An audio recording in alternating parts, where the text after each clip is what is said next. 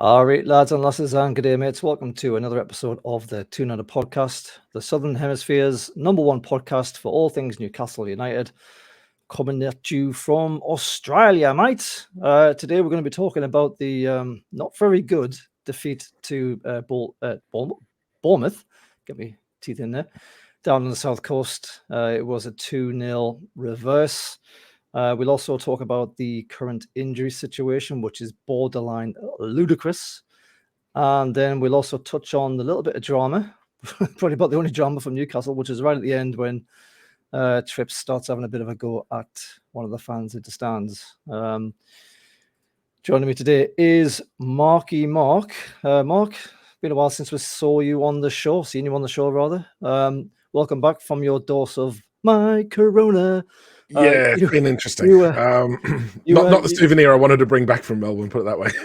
No, sure. But you watched this game live. I actually stayed in bed because I'm too lazy. Just give us an idea of how you felt after the final whistle went, if you managed to stay awake. I will hold my hands up here, and I did not stay awake for the final whistle. Once the second goal went in, I went back to bed. There was right. That sort of game where there was not like a hope in hell we were ever getting back into the game. So why bother losing that extra bit of sleep? I wasn't really awake for the whole game anyway. I kind of got up in body, but my mind was kind of a little bit spaced still. So yeah, not the ideal thing to wake you up when you see that sort of a performance. And that result going the way it did was not ideal. So probably didn't see the last sort of 10, 15 minutes of it. You probably missed like another 12 shots from Bournemouth in that case. Yeah, and that's the way it was going. That's the way it was going. Probably bugger all from us. Let's just get into it then. Let's have a look at the Bournemouth team. Neto, Aarons, Zabani, that guy in number 27, Senesi, Kelly, Cook, Christie, Clivert. Is that Patrick Clivert's kid? That is, yeah. There you go. Semenyo, Solanke, and Tavernier, who I assume is related to James Tavernier, who used to play for us. It is, yes. Yep. Yeah, very good. Hard to know what to make of Bournemouth, isn't it? They were in the bottom three before this game, struggling to score, conceding for fun. But you've always got to keep your eye on that number 9, Solanke, haven't you? He's a fairly good player, Solanke. Anybody else in this team as well as him that you thought, oh, hello? I was actually impressed with Clivert. I thought he did all right. Christie did okay in Semenyo, but Tavernier had a few shots on goal as well. I don't think that they're as bad as their position made them out to be pre-kickoff. I think they've been struggling, yes, but I think they're better than a lot of the other teams around them at the bottom there. And I think this shows you that on their day, they're still capable of putting a good performance together, even if, as we'll get into, no doubt, we were a long way short of our best as well. Oh, God, were we not? Moving on to Newcastle. So I'll just quickly read through this first, and then we'll move on to the injury situation, and then we'll come back to this. So it was Poopy in goal, Trips, Lascelles, Shaw, and Hall. Then Lewis Miley, who's the poster boy for the lineup here, Longstaff, Joelinton, Almiron, Willock, and Gordon. So a bit of a shuffle of the cards there. Let's have a look at the reason for that. So the current absentees, this was a slide that was put up by Sky Sports, and it's like almost instantly out of date because we picked up yet another injury in this game. Yeah. So we have Callum Wilson, Javi Manjuelo, Bruno, Isaac, Sven Botman, Elliot Anderson, Dan Byrne, Jacob Murphy, Harvey Barnes, Matt Target, Sandro Tonali. That's almost like a first 11 of some pretty decent players that Newcastle could really. That's not a bad side, is it? That's not a bad side if you want to have a decent crack at the Premier League, is it? I could do with a keeper. Oh, I'm not going to lie, I could do with a keeper in there somewhere, but that is, and some of these are really long term as well. You know, you've got the likes of Dan Byrne, Murphy, Barnes, Target. I mean, to say nothing of Tonali, obviously, but these guys aren't due back until next year. And it's a pretty grueling Christmas schedule as well coming up. So there's a little bit of light, possibly with the likes of Isaac. He might come in after this break. The one that's not on this slide that we picked up in this game was Miggy. We'll get to him in a little while.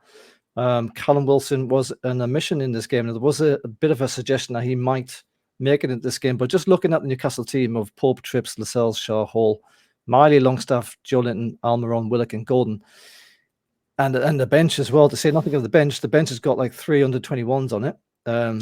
Keepers. And 2 keepers. It's basically the barest of bare bones. Like, we have been nibbled down to the marrow right now, like, haven't we? I mean, this team is knackered right now. What did you? What was your thoughts when you saw this lineup? So there's 2 sides to this that I want to try and point out. The first is that side that went out, like the starting 11. I don't think's that bad, and I think on paper you would think at their best probably would have given Bournemouth a lot better game than what they did. I think the fact that the bench is what it is, and we're down to such bare bones squad material now. There's no options on there. You've got players like Miggy, who was scheduled in to have a break, who was scheduled in to have a game off, and lasted all of 2 minutes on the bench before having to come back on and play because of another injury that came about. So he never got his break, and I just think that these players have put so much effort in, and they've played so many high intensity games. If you think about it, we've basically had 2 Dortmund games in the Champions Leagues, with the Man United game in the Cup, with an Arsenal game, and every single time we finish a Champions League game, we seem to always have an away game. So we're always traveling after we come back from Europe, and it's like, it just seems like it's obviously caught up with the players, because they did not look anywhere near what we're used to from Newcastle. They looked jaded, and it looked to me like that team was just, holy crap, just let's get over the line here. The international break's around the corner. Let's just get over this game, and then we can have a break and recharge the batteries. Because, yeah, for all the quality in the world that looks like it's on paper there, it just did not shine through in that game. But I mean, you look at this, and you've got an under-21 in Hall at left back. You've got under-12 almost a Lewis Miley in the middle, with very little experience. You've got no recognised striker. No, I mean, it's, and then you look at the bench, and you've got Dubravka and Gillespie on there, and you've got, just to try and make up numbers, you've got 2 keepers. You've got Dummett, Ritchie, and Kraft. I'm actually quite surprised. I mean, I thought Hall would probably play midfield, where perhaps Miley picked up his game in this one, and I would have thought he would have started perhaps Trips on the left and Tino at right, because Tino, when he came on the last couple of games, he's been absolutely sensational. He's looked great, yeah. And I was surprised to see him not starting. But then you've also got the likes of Kraft, who did very well when he came on in that game recently. Even Ritchie with all his experience. But for some reason, what do you think? Why do you think it is that Eddie Howe decided to go with the likes of Hall at left back, who always seems to get subbed at half time when he's in that position? It's like is he just trying to get 45 minutes out of Hall so that someone else can have 45 minutes rest? I mean, what do you think? I was a little bit puzzled by that, because the last twice that Hall's been hauled off at half time, I don't know whether that's like a tactical substitution. I don't know whether it's just this, let's ease him in and only give him a half of football. But you've got to be thinking, like, that's got to be starting to dent his confidence if he's not being able to see out a whole game. If it is a tactical substitution where, oh, look, he's getting beaten down the wing there, it's like, we need to get him off and change something about, that's not going to do his confidence long term any good at all. But you look at the big thing for me is midfield. I will also point out that we were in the green Saudi kit, which is never a good thing to see anyway. So as soon as that's announced, then you're kind of on the back foot already. But we've yet to, like, apart from when we first started, I think I've seen we haven't won a game where Bruno hasn't started.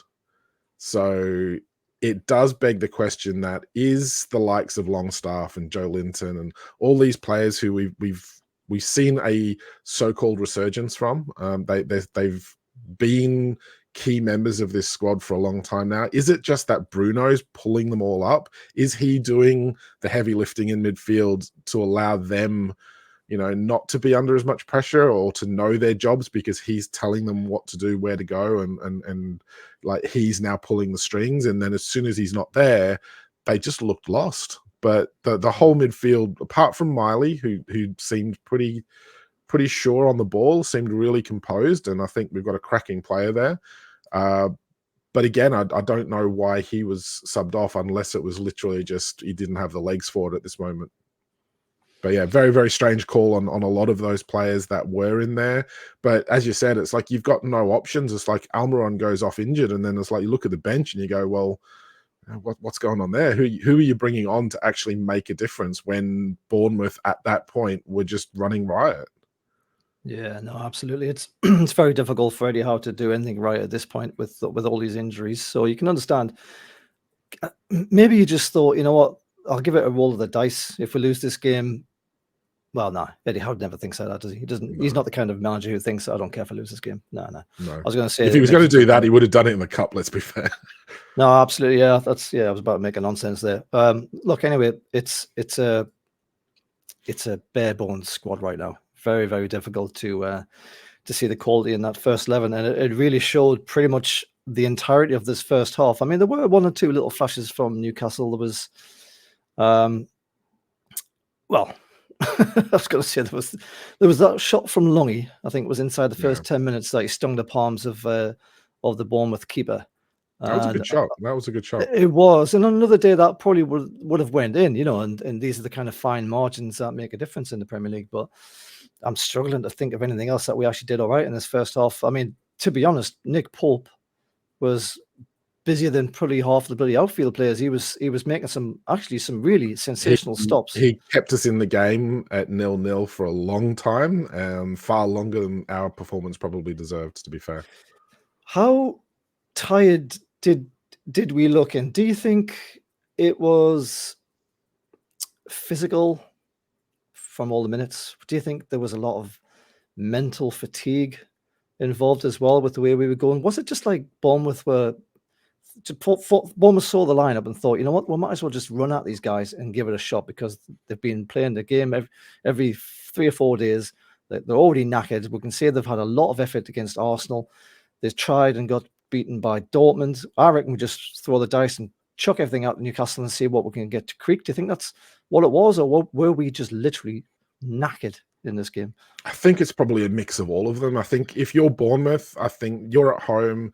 It's a game that you have to try and win, and you're looking at a very weakened Newcastle side with loads of injuries who have just travelled back from Germany to another away game, so they clearly haven't been training properly. They haven't had that rest, and you know, you're going to roll the dice, throw everything at them, see how things go. They looked more up for the game than we did. Certainly, they had a lot more energy about them. They attacked us from minute one in the game, and they basically just had almost like a shoot on sight policy, or at least a run on sight policy at our back line. So it was disappointing from our point of view, because we did look well off the pace. Whether or not that was, as you said, it was mental, whether or not it was physical, I think it's probably a mix of all of them, to be honest. I think we just did not look up for the game. And I think Eddie said it's like, you know, it's that one game too far. I think we've put everything into the Champions League games, the cup games, the league games leading up to this point. And I think the injuries that we've had just took their toll, and I just don't think we had anything left in the tank.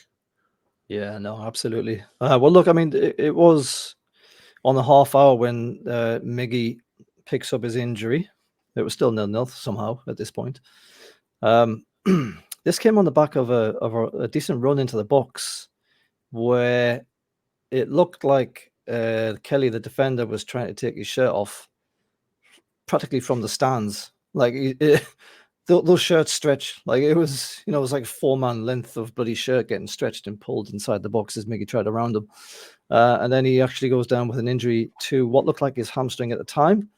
I've seen online through Paraguay national team, via our guest that we had on, Miggy's mate, Roberto, yeah. He was reporting that the Paraguay national team had put out a statement saying that it was a grade 1 biceps femoris muscle injury, which perhaps isn't pronounced right, on the right hamstring. Now, when I first read this, because I know absolutely nothing about medical stuff, I saw grade 1 and I was like, oh, Jesus Christ. But actually, when I looked it up, grade 1 is a minor. Yeah, exactly. It goes up to grade 3 or something. So grade 1 is minor. It could be as little as 2 to 3 days. It could be as much as 2 to 3 weeks. Thankfully, there's a international break now, so you'd imagine he's going to withdraw from. In fact, he has withdrawn from the World Cup squad now for Paraguay. He will get those 2 weeks to fully recover. First of all, on that penalty shout, do you reckon that was a penalty? Yeah, all day. You can't grab someone's shirt like that. And for VAR not even to take a look at it. I mean, we were so awful that I'm not going to sit here and complain about penalty decisions going against us, and that's robbed us of the game. At 0-0, you've got to think that if we did score first, then there is that possibility that their heads drop because they have given it so much in that first period of the game. But, you know, yeah, I'm not going to sit here and complain. It's a stonewall penalty. It should be given. We saw it in the Man City Chelsea game that pretty much the exact same thing happened. That was given.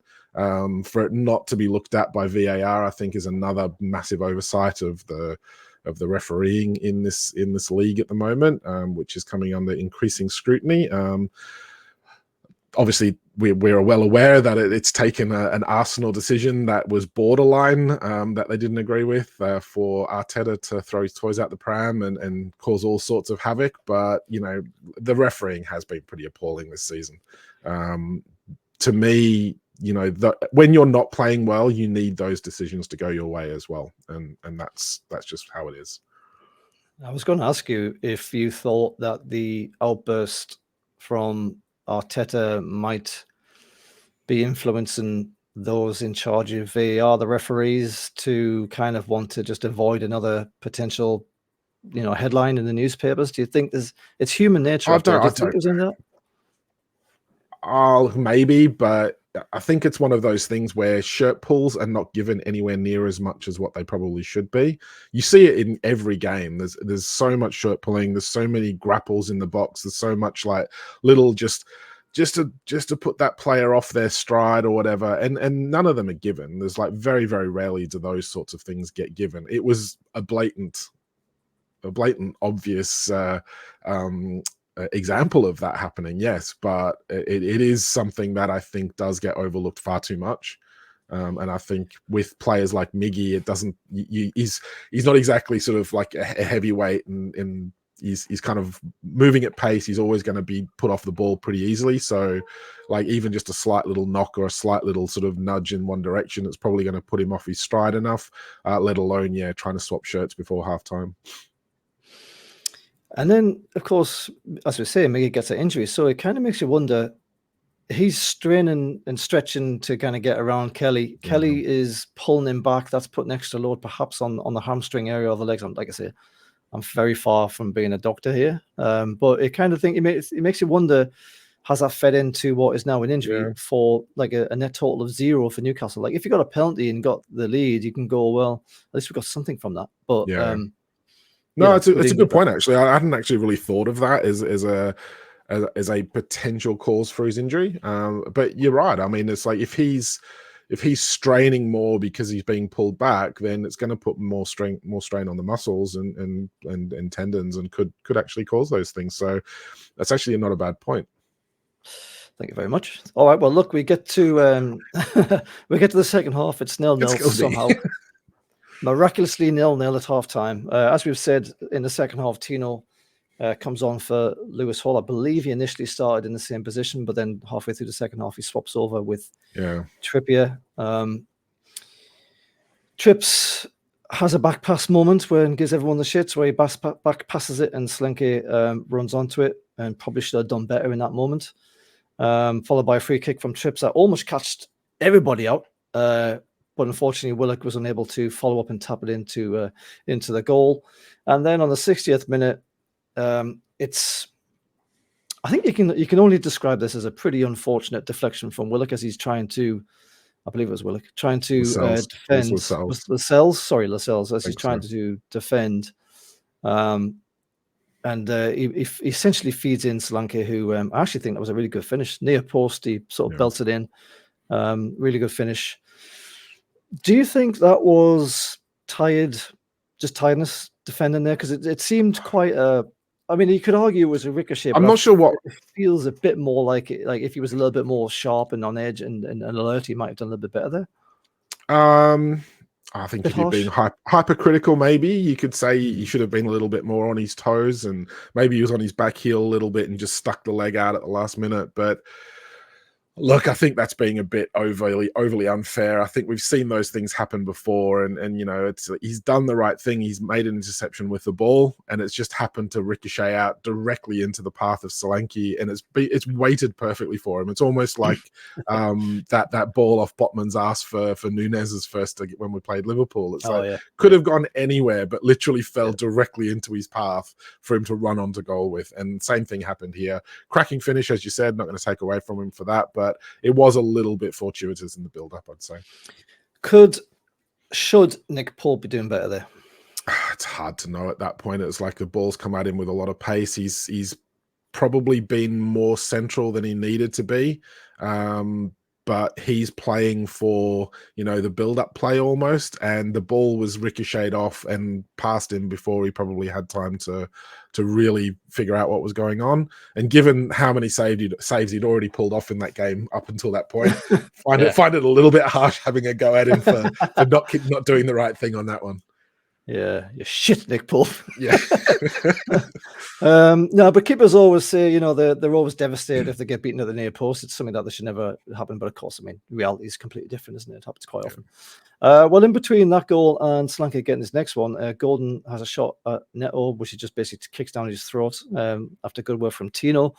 And then it is the second goal, which pretty much just kills off the entire game. Solanke again, 73 minutes. It's like it deflects off the post, doesn't it? I actually thought initially it was a Nick Pope save, but it deflects off the post, and he's sort of in between two of our defenders and kind of just almost bundles it into the goal. I think it came off one of our defenders first, though. That's the thing as well. Again, it's another one of those could have gone anywhere. Right.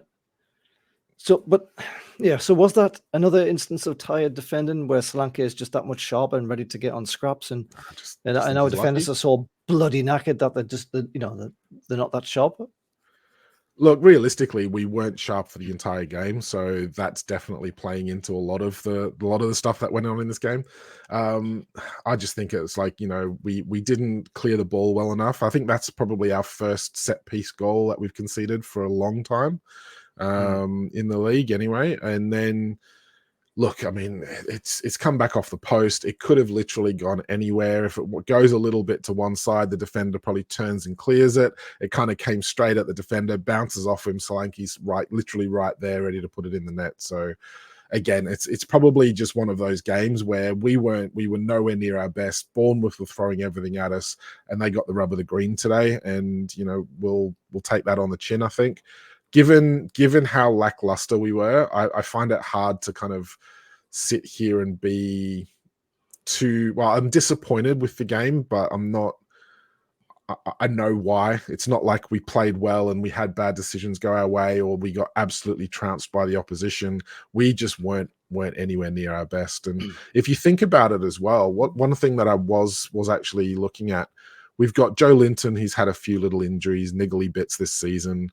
Longstaff's probably long past running on fumes. His tank has got to be empty a few games ago because he's played that many games and run that many miles in each game. You've got Willock, who's literally just coming back from injury, a really long-term injury, and we've basically had to throw him in the deep end, expecting him to hit the ground running straight away. He's had no kind of like bed-in time to kind of get himself up to speed and get himself into some form before he's now, right, well, you're starting games because that's all we've got. Exactly. So it's far from ideal when you're looking at that. And this is the point that Eddie Howe raises himself. You know, you lose a man, then you don't have time to get the other person ready to come into it, and the sort of, it's just so quick, the chop and change with the injuries, that you kind of almost invite extra injuries because of the way you want preparing the guys to come on, you know, over a series of games, over a series of time. And look, you see, we can get trounced. I said that on the group chat is. What in terms of the injuries, you cannot lay any blame at training methods or the intensity of the games or whatever. It's literally lack of rotation, too many games, too much travel. And I wonder how much the travel is playing a part in it, where, you know, we don't have those days off in between games at the moment because we're either traveling or we're playing a game. So, I mean, Eddie Howe literally said it's like the reason he brought Bruno and Wilson and all those on against Man United when we were pretty comfortably in the lead was because it's like, well, we don't get a chance to train, so we'll use this to like get some minutes in their legs. You know, that was telling for me. So maybe the injuries are happening now. Certainly previously in the season, I think we've been unlucky with a lot of injuries. It hasn't been kind of like, workload related injuries. It's been like we've had a bone injury for Harvey Barnes and his foot out of nowhere. We've had a stress fracture in Elliot Anderson's back. Botman's done a bit of a foot / ankle, then it's apparently a knee injury, and Isak's had a recurrence of his groin injury that he already had. Burn with his back. Yeah. Dan Burn has an awkward fall. So Murphy dislocates a shoulder. So it's not like it's all soft tissue injuries. We are getting them now. And I wonder if that's literally too many minutes in the legs because we can't rotate and not enough actual sort of fitness regimen that's in the players because we just don't have that time to really to do that prep work, to do that fitness training properly. No, that's absolutely right. And, you're saying about us and the games we're playing, but don't forget there's also the internationals as well. So that includes long haul flights for these guys as well, different training methods when they get there, different surfaces and all that kind of stuff. So it's just piles on top of top. Murphy shouldn't have came back when he did, but we needed a body on the pitch. And it takes almost an innocuous shoulder challenge for him to end up being set back 3 months. Now, had he had the chance to recover for another 2 weeks, might have been fine. Who knows, And it's a breaking point. Perhaps it's beyond the breaking point, really. I mean, we've almost got a full 11 of first teamers out with injury. Yeah. It's and it's the core players as well. It's not just sort of fringe players, and we're losing the bench depth. You look at like you've got Botman at the back. We have songs about it. Bruno in the middle, Botman at the back, Isak in attack. And it's like that is the spine of our team at the moment, and all of them are injured. You've also then got Elliot Anderson, who's been great. Dan Burn at the back. Jacob Murphy's been on fire. Harvey Barnes was meant to be that winger depth piece or that that different attacking option for us. You've got Tonali's out for God knows how long, well, until August, for a betting scandal that we had no way of knowing when we bought him. Matty Target does a hamstring out of nowhere trying to stretch for a ball. It was like within the first 2 minutes of the game. We're missing all these players that are they're not just depth. They're not just giving us that option off the bench. They're first team regular starters that are so vital for us to be competing at that top level. So yeah, we've just had this horrendous run and completely bad luck and everything, given the difficult start that we've had. I mean, we've had Man City and Man United in the cup. We've got Chelsea next. We've got we had like on paper the hardest start to the Premier League season. We've got the group of death in the Champions League. I'm not sure we could have really had much of a tougher start to the season, and then to have all these injuries on top of that, it's just and you got to wonder which curse we've been put on by the Mackems down the road. Yeah, and somehow we're seventh. I mean, it's incredible, isn't it? When you look at it like that, it's just absolutely incredible. But look, getting back to the game, just so we'll finish off, we're actually almost finished anyway. You said we didn't get trounced, and that was by and large thanks to Nick Pope, who kept us in the game at great stretches. Even after the second goal went in, he is still making incredible saves to like the fingertip save he did at one point to keep the score respectable. I don't think 2-0 is a terrible scoreline given everything that we've just discussed. Had it been 5 or 6, you'd be thinking, Jesus, what on earth's going on here? But look, we get to full time anyway. It's 2-0. It's Newcastle's first defeat in 8 Premier League games. So, we've been going pretty well, let's be honest. If you want some good news, Longy is still 1 yellow card away from a ban. So, it would have been peak Newcastle had he got banned in this game as well for the next one. So that would have been. Well, I think everyone during the game when he went down, everyone thought he was going off injured as well. You could see he went down hard.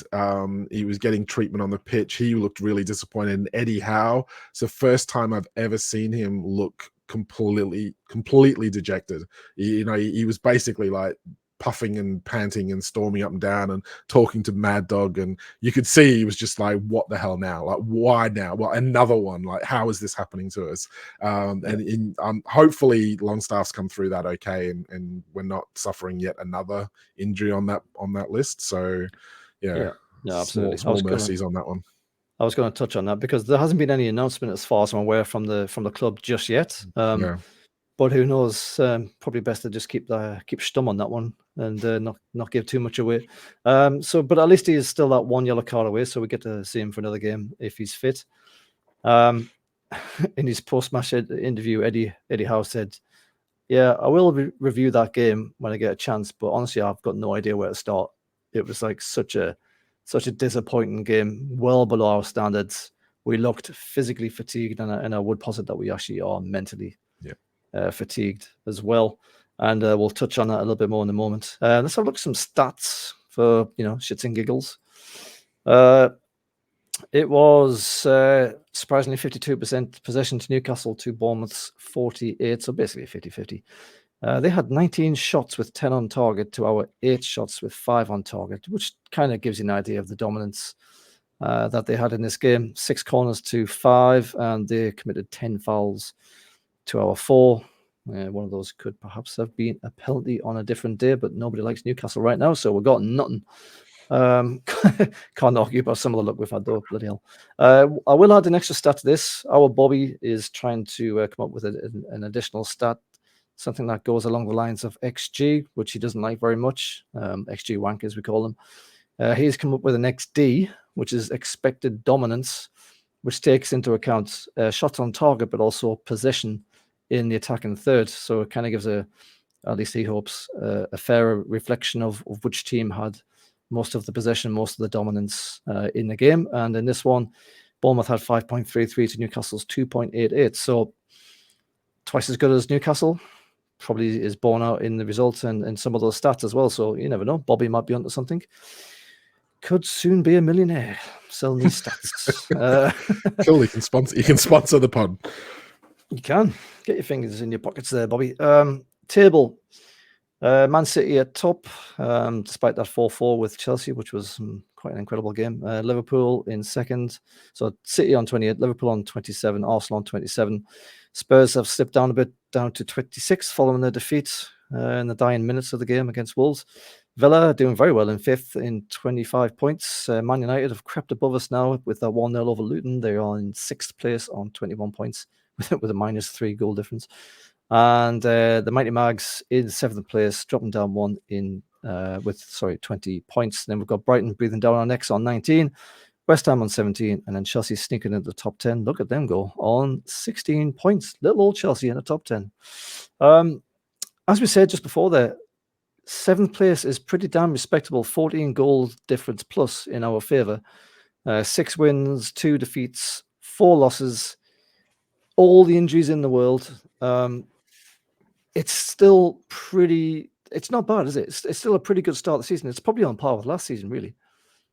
Look, I think if you're the manager and you can look at that table and show the players, look, despite everything, tougher. We've just been through it. Toughest start to the Premier League campaign.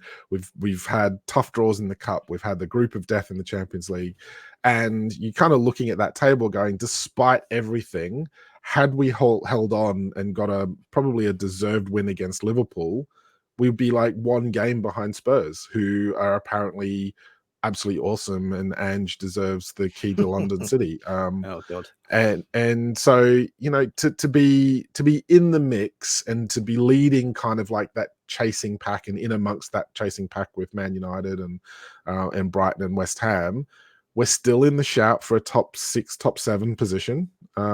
Get Europa League or whatever we get from that, but we've got loads of players to come back. So you're kind of hoping that we maintain our position and we kind of hover about where we are. And then once these players start to come back from injuries, then we can actually start to make a bit of a challenge in the new year, and start moving up that table, getting some extra results on the board. Yeah, well, look, I mean, our next game in the league will be Chelsea at home. So thankfully no travel there. On the 25th of November, there's going to be 10 games in all competitions in 5.5 weeks up to and including Boxing Day. And some of those big players that we've mentioned don't come back until next year. So, and we're not accounting for any reoccurrences, which seem to be the bane of our existence right now.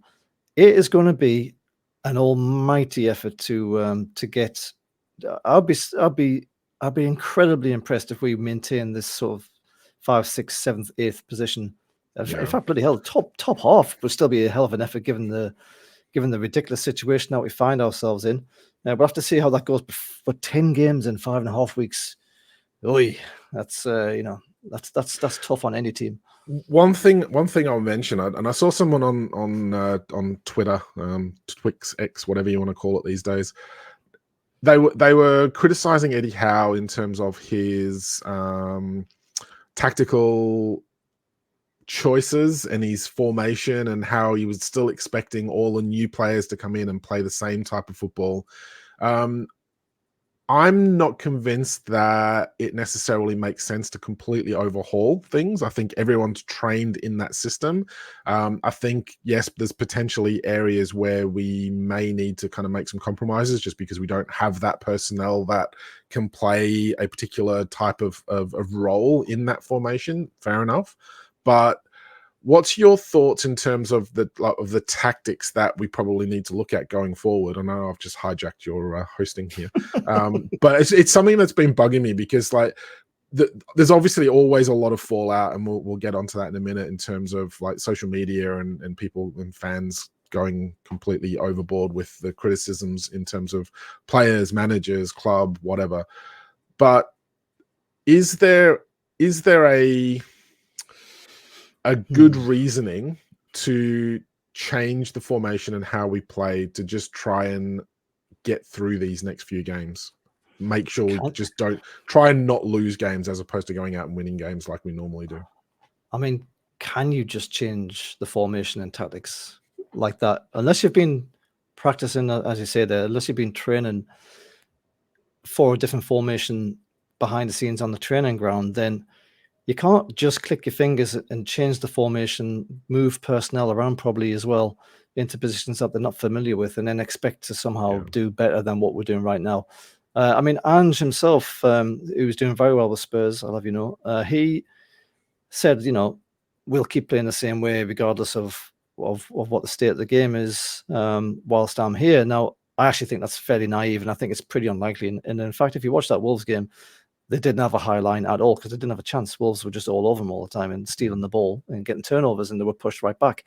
So, the reality is that when it comes to formations, 4-3-3 has been our way since Eddie Howe came in, more or less. I mean, there was a bit of time to get into that sort of formation after a few weeks or whatever when he came in initially, but that's been our staple since then. I cannot, unless we have been training and maybe we have, I don't know. But unless we can change formation with the personnel that we've got, don't forget, we don't have all of the brilliant players that we should have. Yeah. We are down to scraps here. Now, as long as you can change formation and play in a way that, I don't know, protects legs. But I mean, how are you going to do that? That has to basically be 5 at the back, hitting on the break. Is that going to get us anything? We're terrible at doing that anyway in normal circumstances with all of the good players that we have, let alone 321s and whatever else. So no, I think Eddie Howe will have to stick with these 4-3-3. It's tried, it's true. All the people who come into this team on the back of injuries are trained in the same system. And I'm not saying that maybe in game he can tweak things here or there, but wholesale changes, I can't see it happening. No, I totally agree, and I just wanted to raise it because it is something that kind of bugged me a little bit. Where, look, the whole club are training. Eddie's bringing in youngsters from the academy to train with the seniors, and they're not going to be training. Oh well, hang on, if we need you, we're going to have this new formation. They're all training to play the same type of football, high intensity games. Pressing, the triangles and all that sort of stuff that we know Eddie Howe likes to do.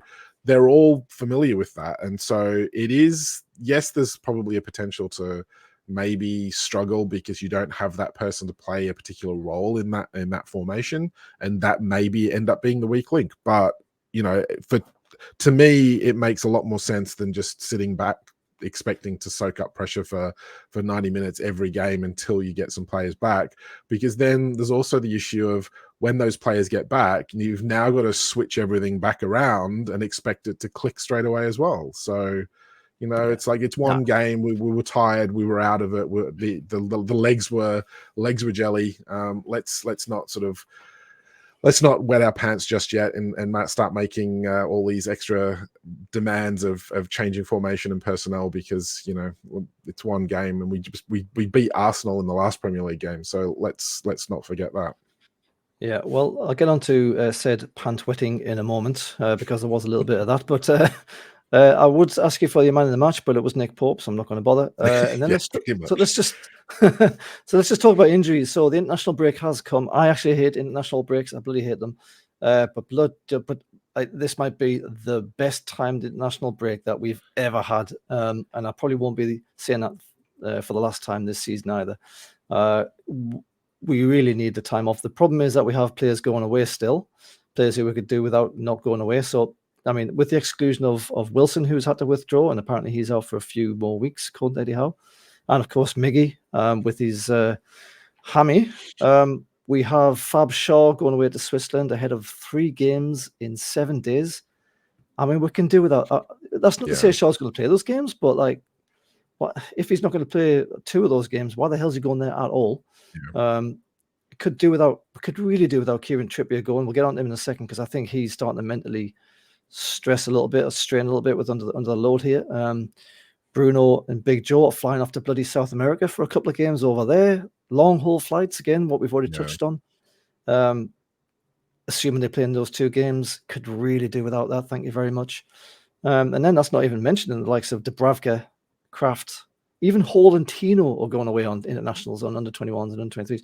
So it's, I mean, thankfully Gordon didn't get called up by Knacker in charge of England, because as I saw him take a bit of a knock in this game early on, and he sort of hobbled for a little bit, and I was thinking, Jesus Christ, we could do without Gordon getting something here. And then, as you've already mentioned as well, at the end, looked like Longy might have twisted his ankle or something when he took that shot at the end, and he kind of hobbled over the line, didn't he? He was just absolutely goosed, and he looked like he's picked something up. So I think this could not be a better timed international break. How are the likes of Trips and Big Joe perhaps, and maybe Bruno? He's had a bit of a rest, but how are these guys, and Shaw in particular? How are they going to get through this 2-week period and then come back and be expected to go straight back into the 4-3-3 with the high press and all that kind of stuff? Mark, how the hell are we going to manage this? Firstly, Gareth Southgate's a knacker. As much as I didn't want Gordon to go, and it is a blessing in disguise, how the hell he's not getting called up when those 2 Chelsea kids have just been called up is beyond me. I'm not sure what else he has to do to kind of prove himself to that he can play at that standard. And I know you keep saying you don't like players playing for their countries because they always come back injured, and that's fair enough. But not mid-season, just mid-season. I don't care if it's a close season necessarily, but mid-season. It's one of those things to me where you've got to kind of, if you want those players, you want players to be getting selected for their countries, playing for you, because then there's no excuse of, oh, well, you know what, I'm going to go to a Manchester United and sit on the bench because I know I'm going to get a better chance of representing my country.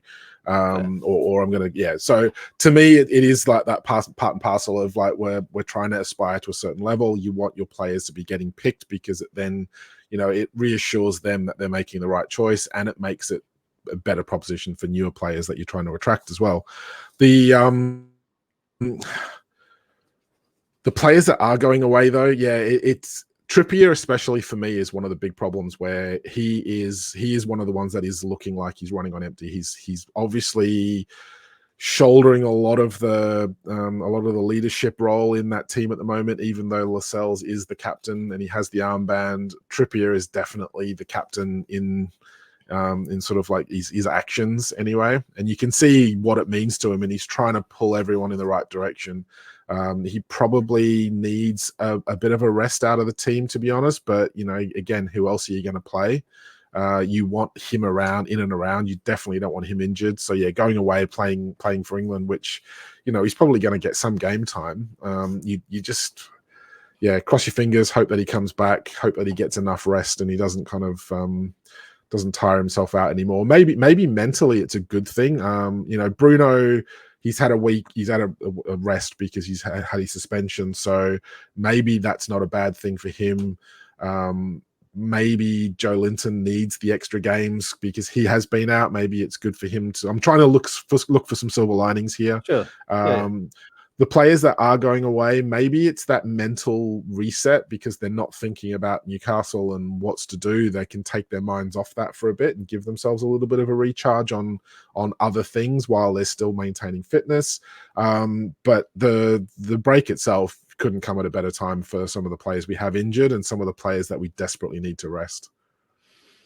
I mean, you say that they could reset themselves, and it's actually a really good point. I hadn't thought of, change to the four walls kind of thing where you go and have a different environment and different players that you see and you have a different kind of mentality. But Trips did say in his post-match that it would actually be playing on his mind and he would be thinking about it. How much of that affects him, how much he's able to get over it, we'll have to wait and see.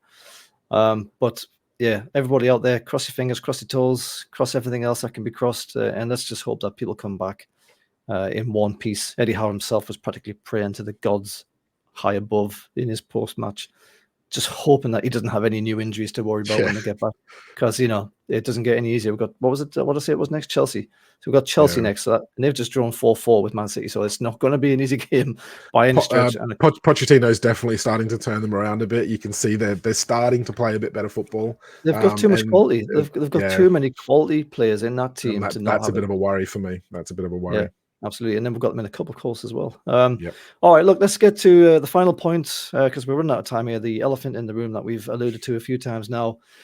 According to one fan in the away section, it was this performance that we've just discussed was a disgrace, I believe was the word that was used. I haven't actually seen or heard exactly what was said, but I believe it was. He said it was a disgrace as I think the team was going around and clapping the away fans before they went down the tunnel. In fact, I believe Trips pulled them out of the tunnel and told them to go and clap to the fans because the players just wanted to get off the pitch. And then we've all seen the pictures, we've all seen the vision. Trips is like, "What do you mean? You seen how many injuries we got? Hey, like that, And the guys apparently came out. We're not sure if it's actually the real guy or not, but he's came out and apologized online, saying that he had a long day and it was born from frustration, essentially. What's your take on whether the performance is a disgrace? Naturally, it wasn't. I just wanted to get your point of view, but I've just answered that for you. And what do you make of Trippier's reaction? I think it's disappointment more than a disgrace. I think we all know why we're not playing at our best. I think the reality is that injuries and the number of games have caught up to us. And I think if you're a fan and you can't see that, then it's certainly not for a lack of trying on the player's part. And I think that's what Trippier was trying to get through to this fan was like, you can see us trying, do you not think we care? Because we clearly do. And you can see Trippier really cares about winning with this football club, and Bruno does. And all these players are so invested and they've done so much. Now, I'm not saying that result and that performance was acceptable, because it wasn't. And I think Eddie Howe's completely right in terms of what he's been saying. But to single players out when they've come back out to applaud the away fans, yes, look, we're all disappointed. I mean, he's had a late night on a Saturday night for his game. I got up at 3:30 in the morning to watch it. I know who's got the worst end of the stick on that deal. It's one of those things. It's like these games will happen. It's like nobody was complaining when we got a win against Arsenal. Nobody was complaining when we won 8-0 against Sheffield United or hammered Aston Villa in the first game of the season. When we beat PSG 4-1 at home. We've had great results this season. So we are a good team. But we are suffering with a lot of injuries, a lot of fatigue. And I think it's mental as much as physical, as we said earlier. I think the fan was out of order. Fair play to him for owning up to it, though, and apologizing straight away. I think that's I think he knows he's made a mistake in the heat of the moment, and it's probably been after. I think I posted something on socials where, you know, look, it's probably one of those heat of the moment things. He's disappointed. He's probably had a few beers pre-match, and he's a little bit pissed up by that stage, and he's said something that he regrets straight away. He's probably realized when Trippier's had to go back at him, it's like, oh yeah, you know what, I'm probably out of order here, or his mates have pulled him to one side and said, what the hell are you doing? Yeah. My big thing is, and this is probably a cry to all Newcastle United fans that are going home or away or that meet the players. Don't make us one of those clubs. The media are so desperate for us to mess up and to give them something negative to write about us. It's been such a meteoric rise to success. We've done so well in such a short period of time. And while I've seen people on social media say that, you know, we can't just accept bad results because it's not Ashley anymore, which is fair. You know, you're happy and you're completely entitled to be disappointed with that game, and I was as well, you know. But there's a line, and I think having a go at the players who are leaving everything out on that pitch, and they're putting their bodies on the line, obviously, because everyone's falling down like flies at the moment. You know, it's not for lack of effort, it's not for lack of passion, and it's not for lack of caring about the club. So don't make us look like knackers. You know, make sure that you represent the club as much as the players do. And don't give the media any easy targets to kind of, because what's actually happened now is you've got TalkSport, you've got BBC, you've got Sky, all of these outlets, all these like sort of tabloid journalists who are all now using this as a stick to beat Newcastle United as a football club and as a fan base through one fan doing something a bit stupid. So, you know, yes, we can all feel a little bit crappy in the heat of the moment, but, you know, count to 5, count to 10, you know, take a chill pill, and then, you know, be disappointed, but don't for 1 second believe that these players are not giving everything, because they certainly are. Well Sorry, said, Mark. rant over. No, that's well said. That's very well said. And what I'll add to that is that every fan at every club has a go at every player at some point or other. We've all been in the stands. We've all said, usually it'll be Shola. Shola, you shit. You know, you're 6'4", but when you jump, you're 4'6". You know, someone once said in the crowd next to me. It's part and parcel of being a supporter in a football ground. You have a go at the players. I'm actually quite interested to see the players snapping back, though. I wonder if that's a little window into the stress that they're going through in the you know, in the mental pressure that they're under, because they're all public players here. Everyone's watching them. Tens of thousands around the world, hundreds of thousands are watching these guys do the things, and everything that they do is getting overanalyzed and, you know, slow motion and bloody reverse motion and upside down motion. And watching the bloody hairs on the back change direction and see if that was a handball or whatever. And this time, Trips has uncharacteristically came to the crowd and had a snap back. So I do wonder if that's a little sign that certainly with Trippier, he's starting to feel the strain a little bit, and maybe, as you've said, getting away on international duty will allow him to have a little bit of a reset. A little bit for me. I'm because we know that Bruno had that tweet as well where he had a pop back and it's kind of like they're walking that fine line, I think, where the players are so passionate about playing for this club and doing well, they're desperate to win something for us as fans, that it probably does sting when they get like undue criticism from certain fans, where, you know, the players are probably going, well, what more do you want us to do? We're bleeding like out of our eyeballs here, like to try and win games. It's like not a lack of effort. You know, we can't win every game all the time, and we can't have like these absolute 8-0 like whitewashes of teams against everyone. You know, it's like, it's not possible. You know, as good as Man City are, then, you know, they're missing a couple of key players, and they're getting some dodgy results as well. So to me, it is kind of like that. Maybe it's a mental pressure on the players because things are a bit tough at the moment. Maybe it's just that their passion do well, and they're giving everything for the cause, and it stings them a little bit when fans criticize their effort and their passion, because they're obviously putting everything in. And I think we've got this like almost this all for one for all mentality at the club since the takeover, where everyone's been in it against the world. It's us against the world, and the players almost seem to have bought into that to a certain degree, where they're like this family and everyone's in it together. And you know, it probably hurts somebody if they're seeing somebody else getting criticized, or, you know, we know that everyone's giving their all. Why are you having a go at us? So yeah, I think it's probably like a mixture of, you know, the fans probably overstepping the mark, the players showing their passion, and probably stinging a little bit when they get criticism from fans when they are giving their all and they're desperate to put those performances in. Yeah, and I wonder if there's I mean, we'll finish it here, but I wonder as well if there's a little bit of fan fatigue. You know, there's been away games into Europe. We've just came off the back of a defeat from Dortmund. You know, a long time for everyone to get absolutely shitted in that game, and the atmosphere from the away fans reflected that. In the end, there was very little coming out of the away fans, although it could have also been that bloody drum that they have at Dortmund that also silenced the home fans in Newcastle at St James's. But then that was a late kickoff as well. So you wonder, is there a bit of fatigue? It was another long journey down. There's plenty of time to get absolutely shitted. And I'm not making excuses here, because there's no way that you could describe any performance from an Eddie Howe team with all those players as being a disgrace. Disappointing, yes. Frustrating, yes. Absolutely. Yes. But a disgrace implies that people aren't trying. And as you've just said quite well there, they are trying. Their body parts are falling off trying to win games here. They are passionate. They're professionals. They want to do well at this club as much as we want them to do well. So I think, you know, a little bit of wind your neck in at times would be called for.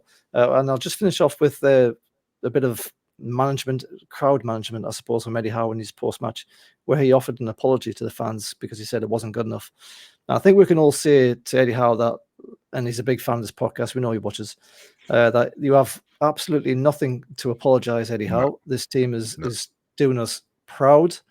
We are proud to have you as our manager. We're proud of all the players to be in the black and white, and there's absolutely nothing to apologize for. It was one of those days. You've got like 4 people to pick from, and 3 of them are goalkeepers. What do you expect to come from these games? You know, it's basically the way it is. So keep on going, lads, and we'll support you ever more. All right, Mark, I think we'll leave it there. A disappointing day down on the South Coast, a bad day at the office, let's call it. And hopefully we'll get some fresh bodies back for the game against Chelsea on the 25th of November at St James's Park. But for now, that will do for us. Thanks for everyone who's watched and listened. Thanks to you, Mark, and we will see you for the next one. Cheers, mate. Catch you next time.